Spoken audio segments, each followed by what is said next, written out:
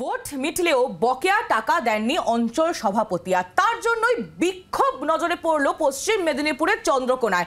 অঞ্চল সভাপতিকে প্রকাশ্য রাস্তায় ঘিরে ধরে কর্মী সমর্থকরা বিক্ষোভ দেখালেন। সেই ছবিটাই নজরে পড়ল যে একেবারে বকেয়া টাকা ভোট মিটে যাওয়ার পরেও সেই টাকা এখনো কর্মী সমর্থকদের কাছে আসেনি। কেন আসেনি, কোথায় গেল সেই টাকা, এরকম একাধিক প্রশ্ন করে অঞ্চল সভাপতিকে রাস্তায় দাঁড় করিয়ে উত্তর চাইলেন তৃণমূলের কর্মী সমর্থকরা।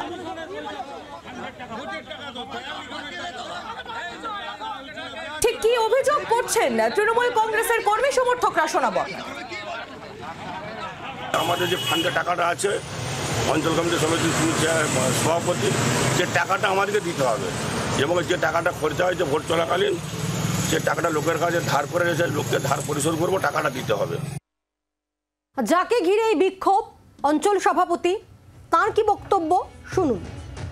বর্তমান সভাপতি চন্দ্রকোনা 2 ব্লকে, তিনি বিভিন্ন অঞ্চলে বিভিন্ন জায়গায় বিশৃঙ্খলা তৈরি করে যাওয়ার চেষ্টা করছেন।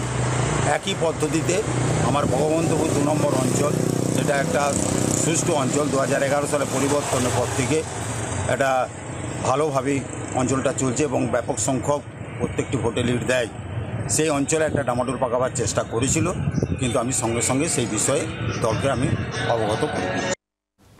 ভোট মিটলেও বকেয়া টাকা দেননি অঞ্চল সভাপতি এবং এই অভিযোগে আজ সকালে অঞ্চল সভাপতি বাইক আটকে বিক্ষোভ তৃণমূলের একাংশের, এবং যেই বিক্ষোভ একবারে প্রকাশ্যে। চিন্তা কি বাড়ছে রাজ্যে শাসক দলের, প্রশ্ন উঠছে। যদিও যে অভিযোগ করা হচ্ছে সেই অভিযোগ কিন্তু মানতে রাজি নন অঞ্চল সভাপতি। আজ সকালে এই ছবিটি ধরা পড়ল পশ্চিম মেদিনীপুরে চন্দ্রকোনায় এই ঘটনা, এবং এই নিয়ে আহিলি আমরা শুনবো ব্লক সভাপতির বক্তব্য।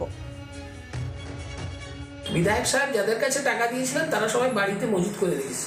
যারা দেয়াল লিখেছে, এই ভোটে যারা পরিশ্রম করেছে তাদের হাতে টাকা পৌঁছেনি, এবং সেটা নিয়ে খুব স্বাভাবিকভাবেই সর্বস্তরের কর্মীদের মধ্যে রয়েছে। এখন ওনাকে ডেকে ব্লক পার্টি অফিসে ডাকলে ওনাকে পাওয়া যায়নি, এই ব্যাপার নিয়ে অঞ্চল পার্টি অফিসে ডাকলে পাওয়া যায়নি, কোনো কর্মসূচিতে দেখা যায়নি।